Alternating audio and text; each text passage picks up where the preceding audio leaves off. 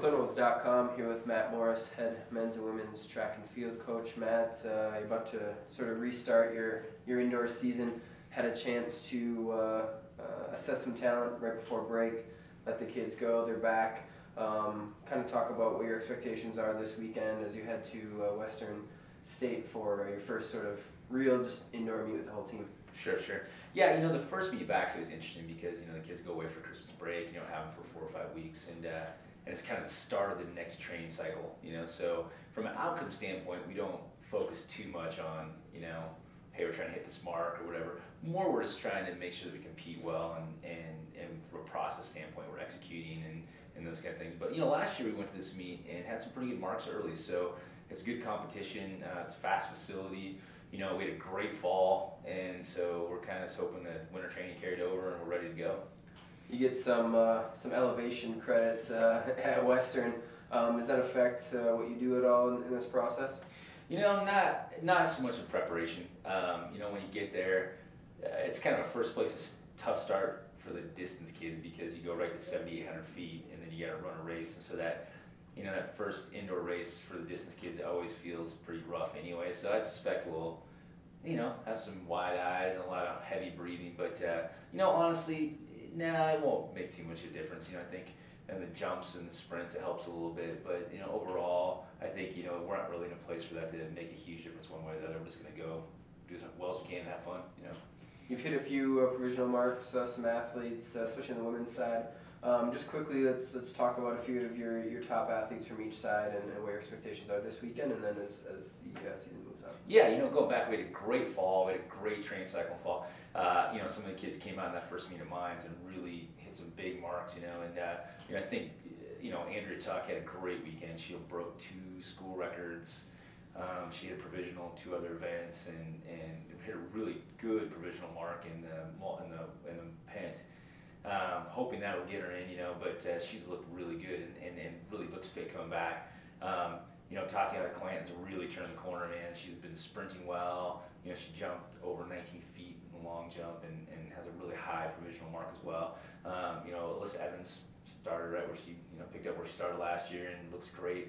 So overall, I thought everybody looked good, and we're excited to add some young kids and we didn't run everybody that first meet. Obviously, our distance kids didn't run, so we're excited to add, Bailey and Jordan and Rachel and those guys back in there. And so, on the guys' side, Ron and Landon came out and hit provisional marks. Had some good sprint, marks as well. So, and we're really excited to get our distance kids back out there and running. So, we're ready to go. Absolutely.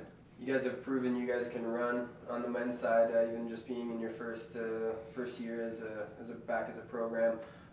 Is there a little more focus on some of the field events and jumpers, throwers, and those type of things? With you're starting to get some athletes, redshirted some guys last year, and they're hitting some marks. Has that been a little bit more of a focus this year?